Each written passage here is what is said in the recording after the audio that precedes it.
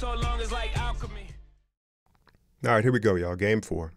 And I want to apologize because, like I wanted this to be some epic final breakdown of the season, right? But as the philosopher Don Nelson once put it, you can't make chicken salad out of chicken shit.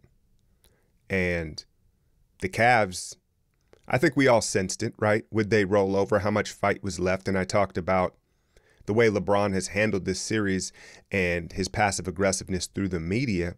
He hasn't built his teammates up enough. Now, I'm not even blaming him. I'm just saying you could imagine that his teammates are tired of his antics and his passive aggressiveness. So going into this game 4, I think we all questioned how much fight was left in the Cavaliers, and we got that answer pretty quick. Let's get into it.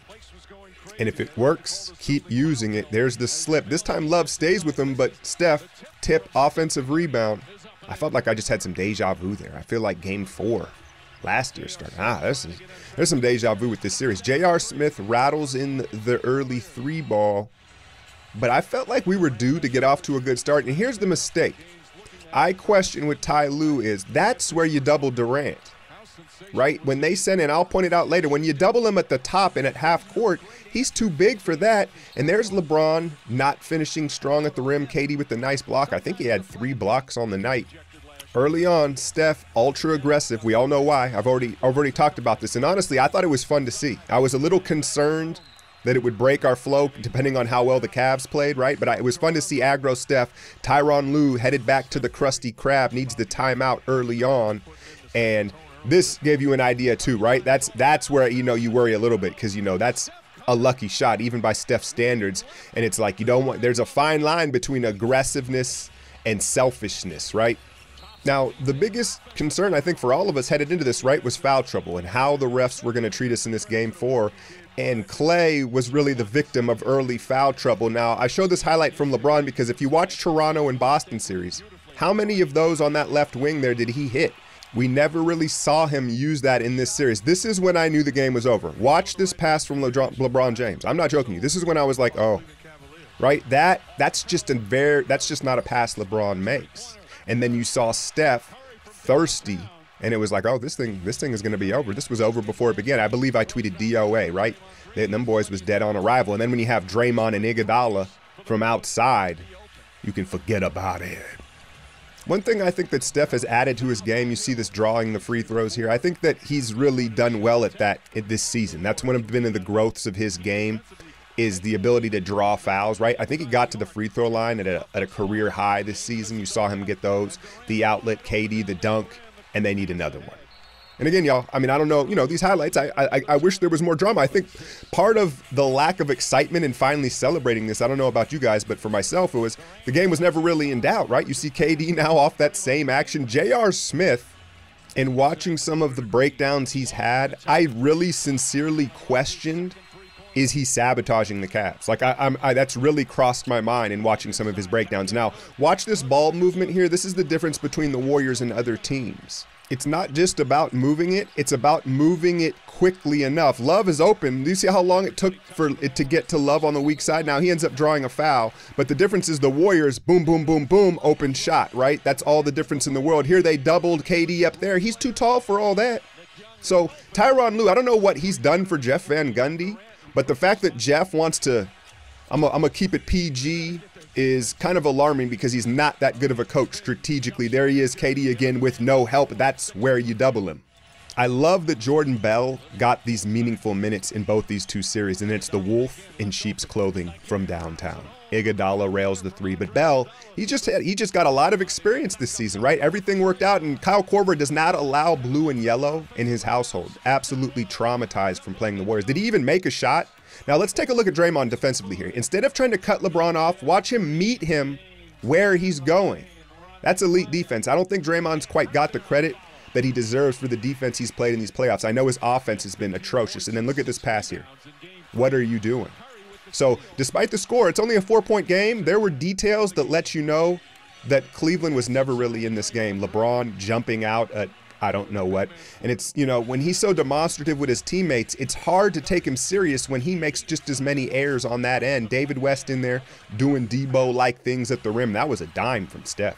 If you look at the players they brought in, Rodney Hood, Larry Nance, Clarkson, these guys play at pace. So everybody was making this big deal of who they brought in, and they didn't meet the style. I wasn't so sure the style fit either, because Clarkson and Hood like the ball, right?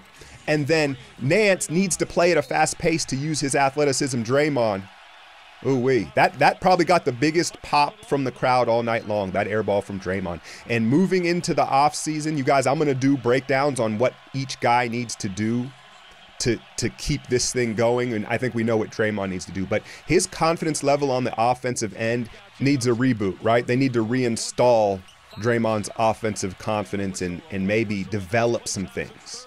I'll have that breakdown for y'all soon. Klay picks up his third foul and did not score in the first half. And here's where I thought Steph was getting greedy.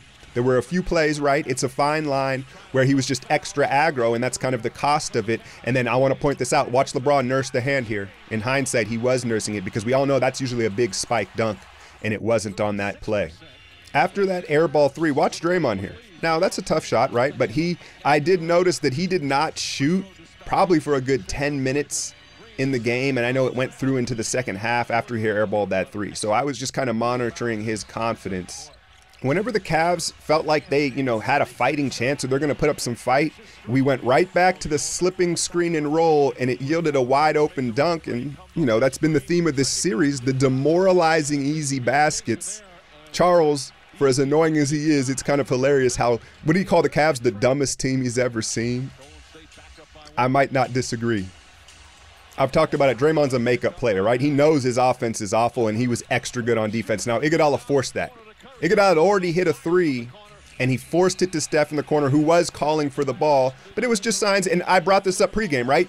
They were going to try to get Steph this Finals MVP. You knew it, and I'm all right with it. I was just concerned if it would affect the outcome of the game. And I show this play here, LeBron's offensive foul. One, he does not like Andre Iguodala, and I'll point that out later. But part of the reason why I think that he gets like maybe a little more flack than LeBron should is because of his game. I talk about the aesthetics of it. That's just ugly basketball. He doesn't have a pretty game, and I think that hurts his legacy as well. Talk about pretty. The hop step hezzy to the rim.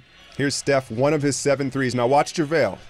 So this is the gravity effect, and maybe he doesn't get the credit he fully deserves. Never mind the volume shooting, because here's a play, a couple plays later. I mean, JaVale McGee needs to buy Steph Curry some new golf clubs or something, right? Because I want to credit JaVale. I love how he played, but he would never have had the performance he had without Steph Curry's gravity on the floor. Watch this sneaky move from JaVale. Watch him switch hands here. Those of you who jump tip, probably no one that's listening, but I just thought that was a very crafty move from a guy that's been jump balling, since he was 8 years old, switching hands and leveraging it. And then he blocks J.R. Smith. This was a huge swing. This was essentially a 6-point swing. He blocks the open three. Kerr subs Steph back in, and he's going to be ultra aggressive. But take a look at JaVale on that. That's like a full-on sellout block. And I'm going to be sad to see him go. I don't think we're going to be able to afford him, but whatever he gets paid, he's earned it, man. Again, he's going to have to play on a team with gravity, LeBron, and Mark Jackson. I'll credit him for pointing out that LeBron, because Mark is such a faker, but he called out LeBron for his lack of effort towards the end of that game, and really just in this entirety. So we go into the half, but here's the play. Look at this.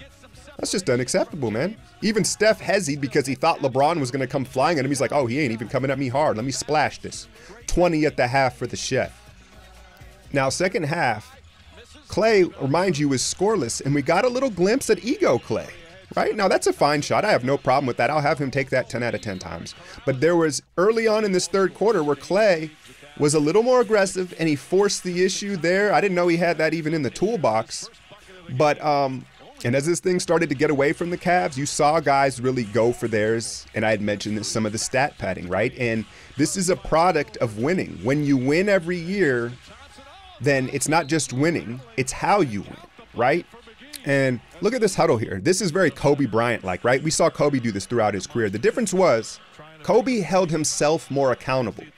That's the difference to me between those two and how they treat their teammates. Klay, now this is just uncharacteristic, right? That's not a Klay play.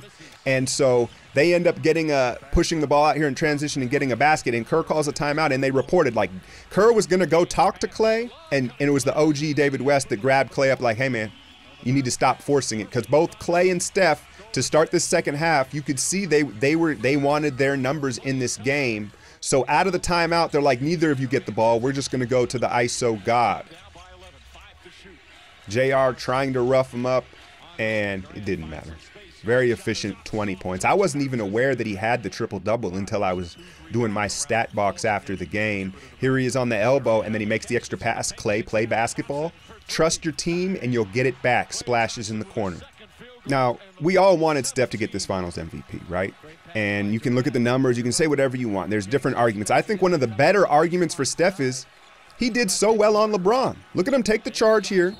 But I mean, he had to guard James Harden, Chris Paul, and then LeBron James, and held his own. I know this is not an accumulation of other series, but I'm just saying, if we want to take the numbers out of it and take some of the intangibles, the gravity, as well as him being picked on defensively, you may need to take into account with that award. Again, this is water under the bridge now. LeBron, and remember in my preview, y'all, I said, will we see the dramatics out of LeBron as the sweep occurs? And that's the left wrist, right? So that's not even the right hand. Clay, he hits one. You know he's going to hit another. Look at him butt naked here. What is Larry? I know I've been picking on Lou, but some of this is just these players are plumb dumb. I have to agree with Charles. Like their awareness is terrible. Steph, that's a deep one. I'll say this about the stats. Would 40 have put him over the top, right? He finished with 37. And ESPN and these stat monsters, they drive the narrative. They come up with the new LeBron stat every night. And so why wouldn't the players chase these stats? And that's what the media is making important. So you can't have it both ways. I understand it. And then watch, no love to Iguodala. That's what I wanted to point out. You guys can rewind it. He does not give a dap to Andre. And LeBron understands that he has to show some sort of sportsmanship. So I credit him for that as opposed to Harden and Paul. But it was still salty as hell. And I did notice him snubbing Andre, who, when it's all said and done, you could make the argument has been LeBron's greatest irritant as far as a defender guarding him. And it was a wrap, man. It was a wrap, y'all. I gave most of my, I gave a lot of thoughts in my first take video. If you guys haven't seen that, that was a long one. So I don't know how much more I have to say about this. I guess the big talk is the Finals MVP, right? And I told you my take, and I suspected that may happen. And I don't blame Steph for going out and trying to get it. Because like I said, I think that's what social media has driven out of these players, and it could work for the positive because he could still, that you need a chip to keep going. 3 and 4 years, what else is going to motivate these guys? That said, I think that there is a lot of change coming.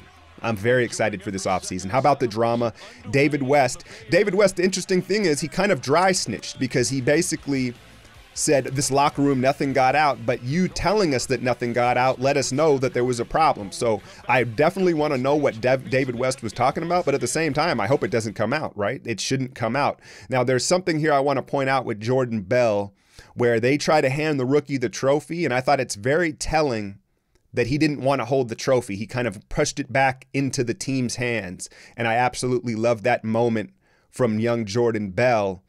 I appreciate y'all with this support, man. And I was going to do like a personal video and say, and I'm just going to keep it going, man. I'm going to keep it going. I'm going to take about a week off, and then I'm going to get into my player evaluations of our roster, as well as whoever we draft, whatever free agent moves we make. I will cover Summer League, and I'll have a personal vlog of coaching and some training. So if you guys can continue to support me through the summer, this is my job. This is my lone income. It will be greatly appreciated. Back to back, baby. I'm out, y'all.